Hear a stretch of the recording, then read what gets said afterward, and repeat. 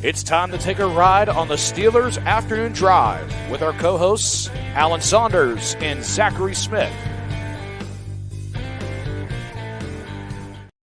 Welcome back to Steelers Afternoon Drive. I'm Alan Saunders. That is not Zachary Smith. That is Isaac Seumalo's brother. That's who that is. That's Nick Farabaugh, my partner at SteelersNow.com.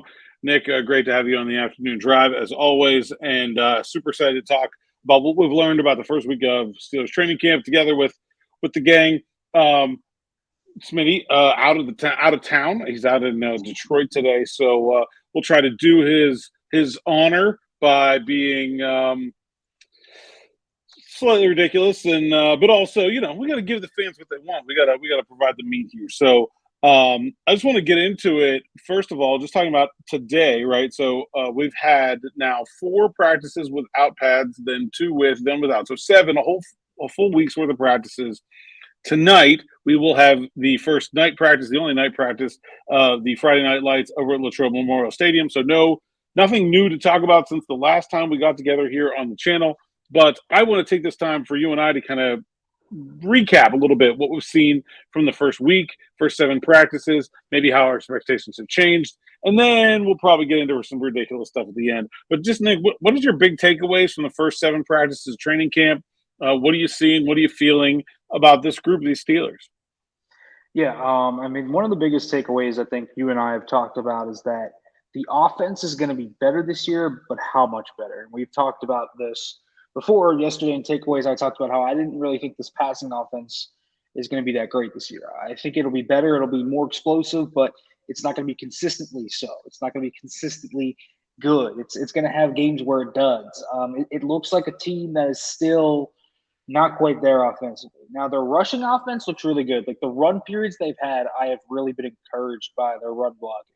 And that's not really a surprise when you look at who they've had up front. But, man, I don't think this is going to be an offense that can consistently get chunk yards. And they're going to have some games where they're going to have to grind out, 12, 13, 14 play drives. And they're going to have to pound them in the end zone, which to me then places more of an emphasis on the red zone offense. But the offense has not done well in 7 shots. So I think, that could be a concern here kind of rising up. I think the other big thing that I've noticed is I know people are questioning the secondary and they're worried a little bit about the inside backers, but I like this defense. I really do.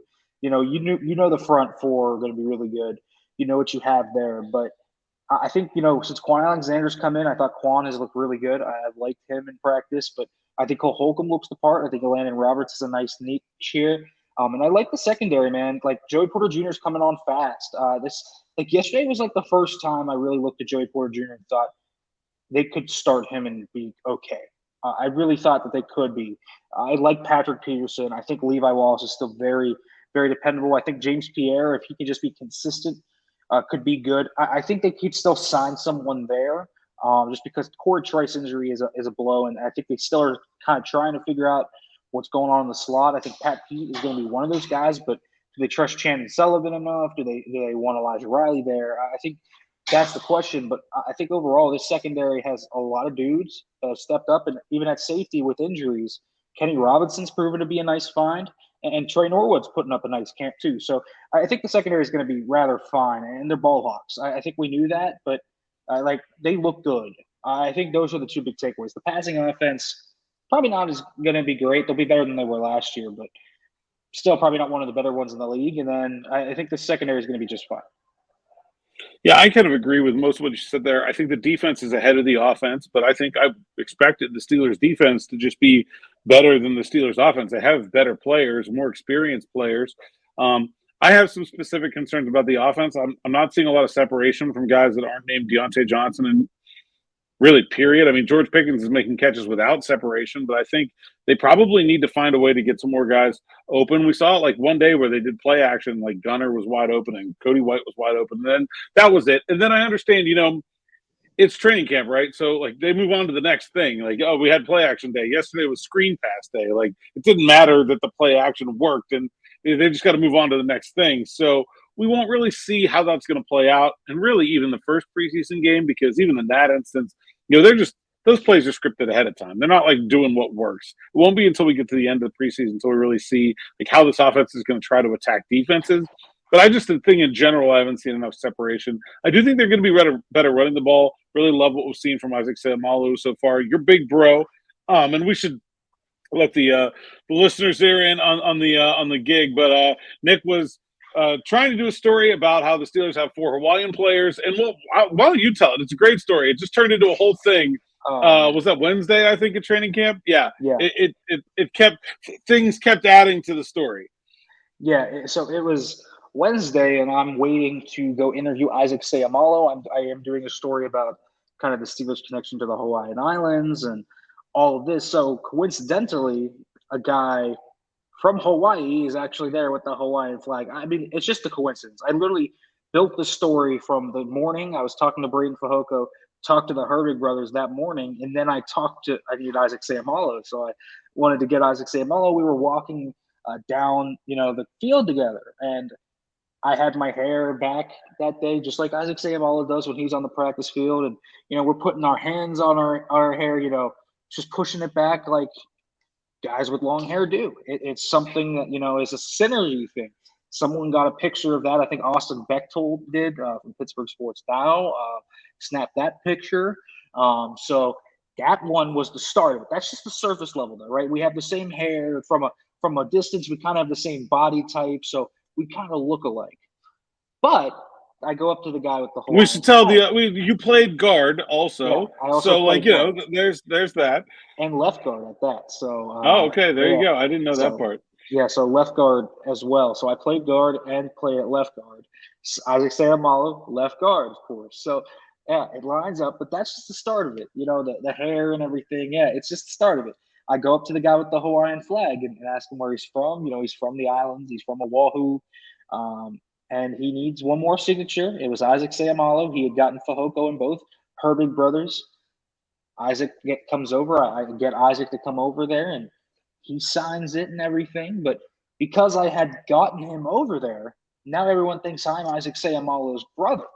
They think that I am related to Isaac Seumalo because I've been around Isaac Seumalo at this point for 10 to 12 minutes talking with him like we've known each other for however long, right? We're like walking down the field. Like you have to imagine this. We're not like stopped there like it's an interview. I barely even have my phone out. Like you probably couldn't have even seen it. My phone's just like kind of hanging there. It was a very casual conversation. So everyone thought I was related to him. This guy gives me like Mauna Loa chocolates, which are from the islands, which is a cool wrinkle to that story. But everyone then asked me, they're like, I want your autograph. You're Isaac Seumalo's brother. You're Isaac Seumalo's brother. And that was exactly what happened. And so I'm starting to walk off the field, and like the PR team comes and says, man, we got like 20 requests to have you do something because you're Isaac Seumalo's brother. Like people thought I was Isaac Seumalo's brother. And so I finally go back to write our stuff for the day. And we go to a restaurant locally in a Sharky's. They all know it's Sharky's. You can just tell them it's Sharky's. Yeah, and we go to Sharky's, right? Yeah, so we go to Sharky's, and I get out, and the first thing, I'm not even kidding, I don't even have a foot on the ground. I just hear a guy go, are you Isaac Seumalo's brother?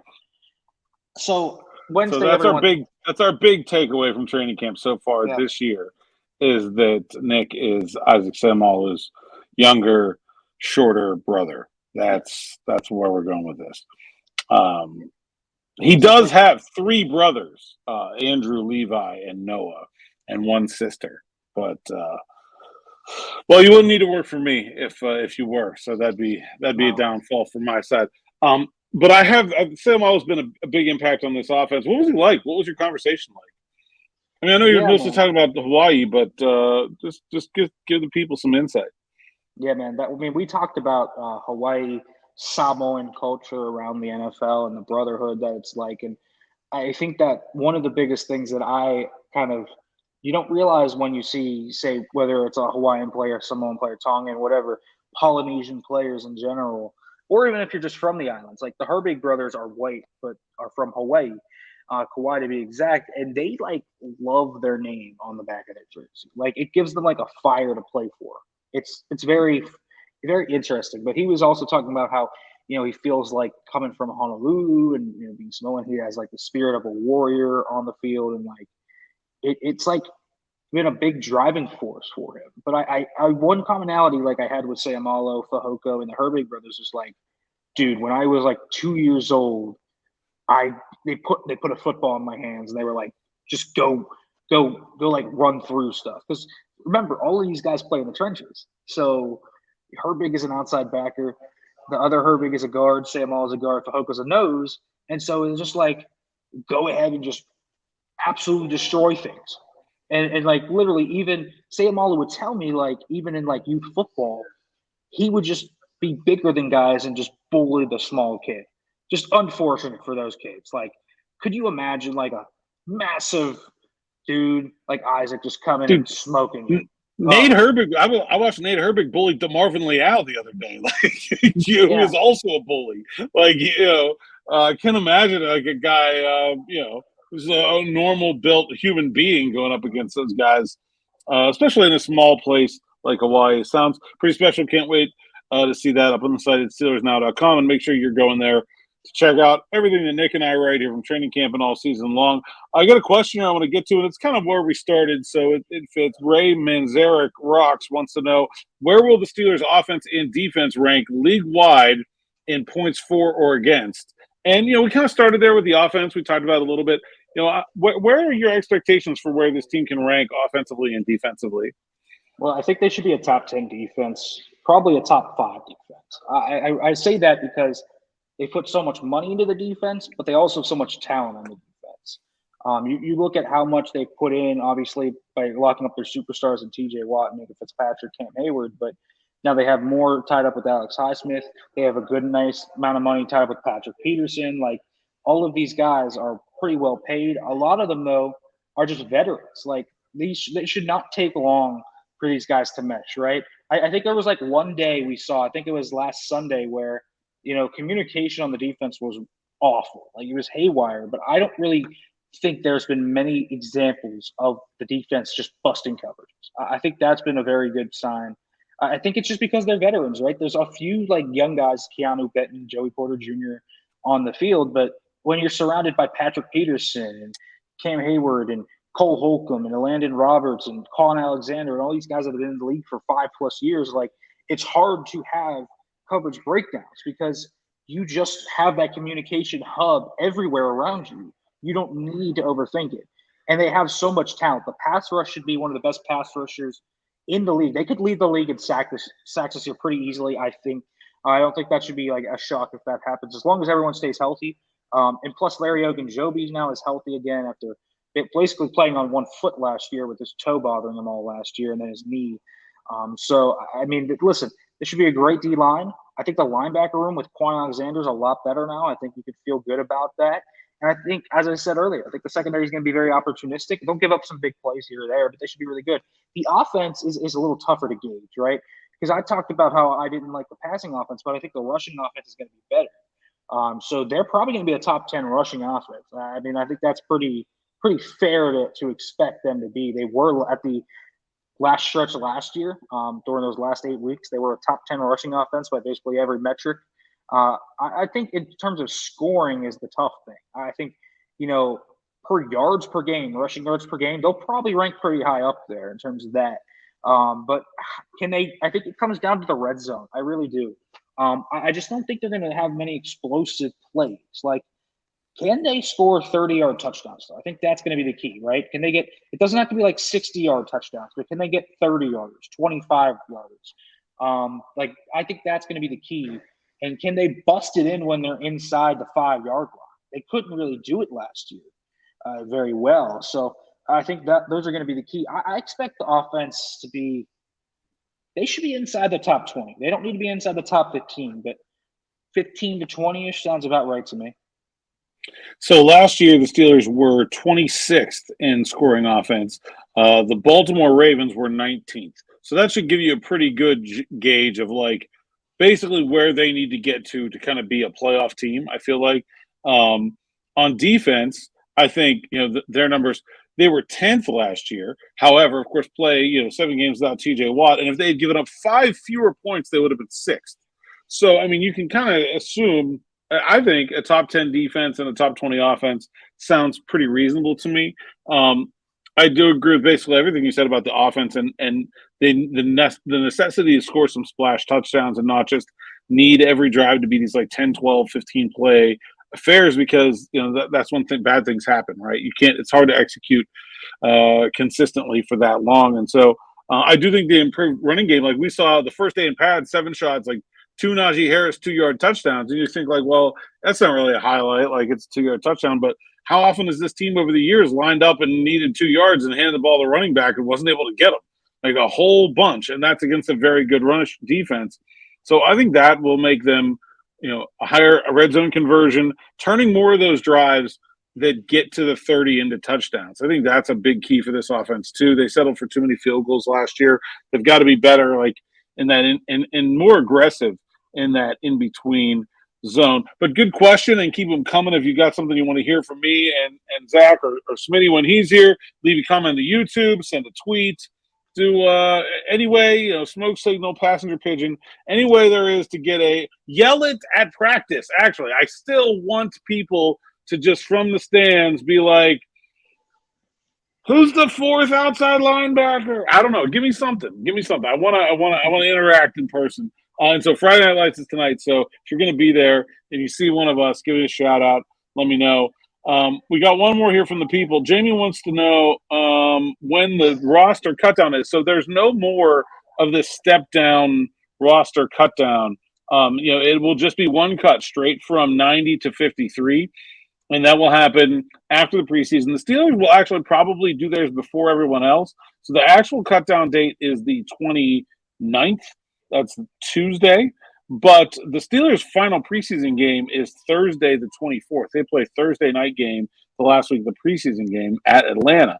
So that weekend, the 24, 25, 26, 27, like those 3 days, I assume that we are going to either officially or unofficially learn most of the Steelers transactions before that 4 p.m. Tuesday deadline. And then Wednesday, the 30th, they can start to sign players to the practice squad, make injured reserve moves, and that kind of thing. So, Nick, so far from what you've seen, have there been any players that have played their way onto that 53-man, have played their way off of that 53-man? Where are there changes in your mind after 7 practices?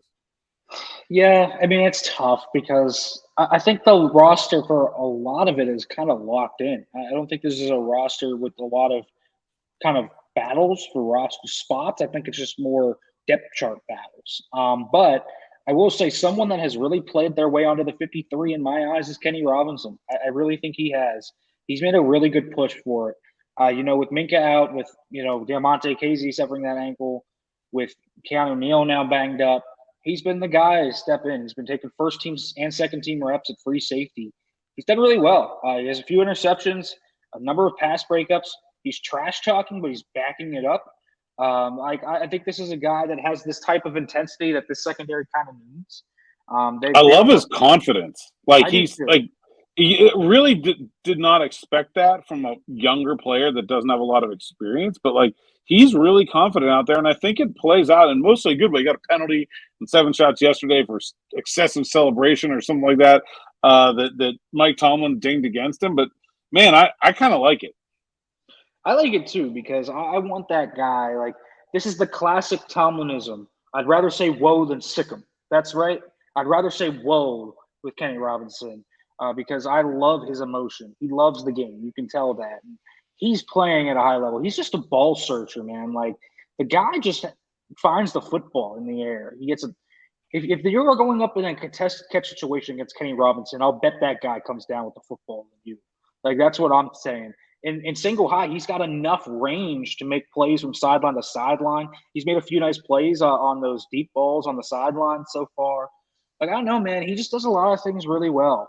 He's a solid football player. And so I think he's a guy where you look at Kenny Robinson has played his way onto this roster. And that safety spot, that 5th, 4th spot, that's been an open spot to me that could be contended with. So I think he could be a guy that's playing his way onto this roster. Another guy kind of in that secondary, man, Elijah Riley. I think he's another guy that has done a nice job. I just think he's very versatile, smart. He's kind of what they look for, right? Good ball player, doesn't bust coverages, kind of just does what he's asked. He's a depth piece, but he's a great special teamer too. So I feel like he's a guy that could play his way onto the roster. If you're talking about playing off the roster, I think Hakeem Butler has to be number one on that list. This is a big guy that has all the talent in the world, a clear path to the 53 if he could show his strengths. No one has the size speed combination that he does on this football team in terms of pure size, right? They have some bigger guys that have speed like Miles Boykin and George Pickens, of course, but no one has it at the level that Hakeem Butler does at 6'5", running a 4.41. So no one has that in their resume. Man, he just doesn't make the routine look routine. That's what Mike Tomlin has obviously preached. He drops too many balls, doesn't play to his size, doesn't have great routes, so he doesn't separate a lot. You can kind of see why he was really kind of snaking around the league, and Arizona kind of cut bait a little early despite him being a fourth-round pick. So I feel like he's played himself off this roster. I'll tell you what, one other guy I just want to say who has played himself onto this roster that was kind of on the fence is Anthony McFarland. Like, he's been awesome this camp. I don't think it's even been a competition. He's far and away the running back 3 right now. He runs good routes. He's crisp, looks like he has good hands. His rushing has looked fine, but I thought the biggest thing for him, outside of just catching the ball and running good routes, was backs on backers. Like, I thought he looked good there. He lost some reps, but he was awful there in his early portion of his career. But now he's really showing his strides. He's feisty. He's loses a lot of the reps still, but like he loses them slower, right? It's enough time to where a quarterback could get away from that linebacker. So really, he's winning the rep, even though technically he's losing it. So I like Anthony McFarland, and I think he's probably pretty easily the running back 3 right now. Yeah, I think I agree with most of that. I had McFarland and Riley on my 53-man projection before camp. I agree that I think Kenny Robinson has played his way on. I'll just go over kind of where I'm thinking here. Wide receiver has been really interesting to me. Miles Boykin was my 5th coming into this. I think probably still is, but Gunnar Olszewski has been very good. I understand he was very good in training camp last year, and that didn't pan out to the regular season, but I think he's been showing his usefulness in training camp. He's been one of the few guys that I've seen get open at that position. He seems to have caught everything. He's been good in the red zone. Des Fitzpatrick is another guy that I think if he doesn't make the roster, certainly looks like a guy they'll want to keep around for the practice squad. He's been a very pleasant surprise to me at wide receiver. Along the offensive line, Kendrick Green is a guy that I think, came in with a really good opportunity to kind of grab hold of that number 2 center spot, and I'm not sure if it's happened. He's been there, and I don't know that they have another guy that they really like better than him. I've seen Ryan McCollum there a little bit, but I don't think it's going great for Kendrick Green as a number 2 center. Mike Tomlin talked about, or actually it was Omar Khan, talked about, hey, we have guys that are versatile, guys that can do different things. To me, that's not a ringing endorsement of your backup situation. So maybe there's an external center they could look to, or maybe we'll see if we see Nate Herbig take some snaps. Kevin Dotson maybe take some snaps and see if they have an internal option they like better.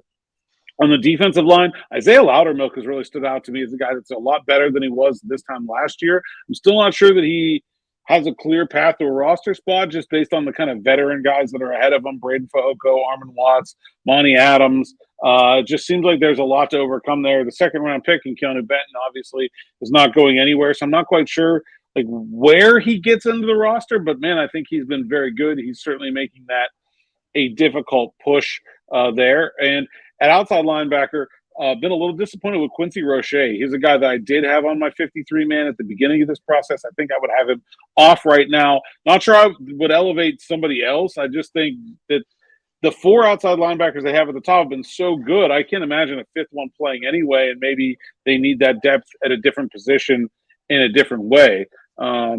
So I echo your comments in the secondary. It's been good to see from Elijah Riley, Kenny Robinson. James Pierre is another guy I want to highlight where I kind of came into this thinking he was going to have to fight to keep his roster spot along with Corey Trice and Trey Norwood and guys like that for that kind of last DB spot. Now I think he's pretty solidly on the team, not just because of the injury to Trice, but because he's been really good when he's been asked to step up. And he was ahead of Trice before the injury, playing with the second team for the most part. And I think he's been really solid. And so I think he's a guy that has probably stood out in a good way so far. Anybody else you think we missed that you feel like you want to highlight? Yeah, I mean, I think you got most. I think when you talk about Roche and Loudermilk, I think that could be the trade where they maybe keep 7 and, Leal's Yeah. kind of kind of this tweener. Maybe Loudermilk grabs it and they keep 7 linemen. I think that's certainly possible. One other guy I do think that I don't know where his roster spot is. I just think he's solid every time I watch him, man. Like I got to give a shout out to Hot Rod, Rodney Oh Williams. yeah, man, dude, he's Man, on the practice squad for sure. But like, there's just no way they keep 5 tight ends, right? no, there can't be. But remember, he was a rookie last year, and like out of UT Martin, he was like this small school field stretcher, and he's coming out in this camp and like burying dudes into the ground. Like he's taken Tobin and Dukeway at least into the ground 5 times. Then I'm back some backers. He like stonewall. He's like the only guy I saw that stonewalled Nick Herbig all week, which I thought was pretty impressive. Like he's grown a lot as a blocker, and the receiving chops are there. He made a really nice grab in the 2-minute drill yesterday with Mitch Trubisky. It was 3rd and 10, and before the Darnell Washington catches, the 2 that obviously would end it and make it a touchdown. On 3rd and 10, he made a great catch, just spinning adjustment to get the first down on 3rd and 10. Like he's a solid player, man. If they ever get like a significant injury in this tight end group, whoever it may be to, I think it can easily call up Rodney Williams from the practice squad and think they have a playable guy. I agree with pretty much all of that. We got a few minutes left here. I want to get a little silly. What's been your camp off the field highlight, or what's been some of the fun? I mean, we got Matt Canada signing a toilet seat. We've had some great Mike Tomlin quotes. We've had TJ signed a baby. It's been an entertaining training camp. What's been fun to you so far? I mean, the obvious one is me with Seumalo. I think that one's going to stick for a long time. But I'll tell you what, it's Mike Tomlin on the first day of pads, just yelling at the guys coming down the ramp, going, "It's varsity!" S word. "It's varsity!" And just yelling at him like that. Like, I've never heard a more Mike Tomlin quote before the first day of padded practice that it's varsity today. Like, you could just, like, I know everyone listening right now can just hear Mike Tomlin yelling that, right? Like, I don't know. I thought that was pretty funny. I'll also say Kenny Robinson just kind of taunting everybody he beats, like Jamarcus Bradley yesterday. Man, he stood over Jamarcus Bradley, called him a sorry mother effer, and just, I feel bad for Jamarcus Bradley because, to be quite honest, you look actually back at the play, it probably should have been an interception for Kenny Robinson, and Jamarcus Bradley's just standing there like, well, can't do much about that. That guy just beat me pretty bad. I don't know. I love camp. Matt Canada signing a toilet is certainly one of the funnier moments of camp. I also will just go back to the first day. Broderick Jones pulling up in an Uber is like pretty incredible for a first round pick. I mean, remember when you would come in and helicopters and Stone Cold Steve Austin cosplays and all these different things, but nowadays you show up in an Uber. The first round draft pick can't even drive himself to Latrobe anymore. So, yeah. There was a lot on that move-in day. We had Christian Kuntz delivering Presley Harvin's gigantic massage chair. We had the Herbigs and their cart of snacks. That was solid as well. It's been a very fun training camp. I think there's been a lot of good interaction with the fans too. Like, I love the the fan coaches where it's like, somebody drops, so it's like, catch the ball. Like, I love it. It makes this environment like hilarious sometimes, and it's been really fun watching Joey Porter Jr. and George Pickens go at it. Those two guys bring it every day, and they make it fun for us and entertaining. But I'm having a good time so far. Really looking forward to this Friday Night Lights practice. We still want your questions. We still want your cars, your Steelers afternoon rides, your cars with Steeler logos, black and gold paint, terrible towel, mud flaps, whatever you got. We want to see them. We want to talk about them. Send them in to me or Smitty on Twitter, or at you can leave them a comment on YouTube here. Make sure you check out the whole PGA Steelers Now YouTube account. Like and subscribe. Leave us a review if you're listening on Spotify, Megaphone, Apple Podcasts. We're in all the podcast places. If you want it, you can find it. Steelers Afternoon Drive is everywhere. Smitty will be back on Monday. Nick, anything else you got to tell the people where they can find you on social media and let them know what you think? Yeah, you guys can follow me on Twitter at Farabaugh FB. That's just my last name, FB. Obviously, you got to check out SteelersNow.com, right? I mean, you got to read the great stuff. Me and Alan are pumping out there. And obviously, keep watching the Afternoon Drive because this show is best Steelers podcast out there. Like, let's be real. There's no competition. There is competition, but we feel very good about ourselves. That's Nick. I'm Alan. Thanks for listening. Thanks for watching. And we will see you again on Monday.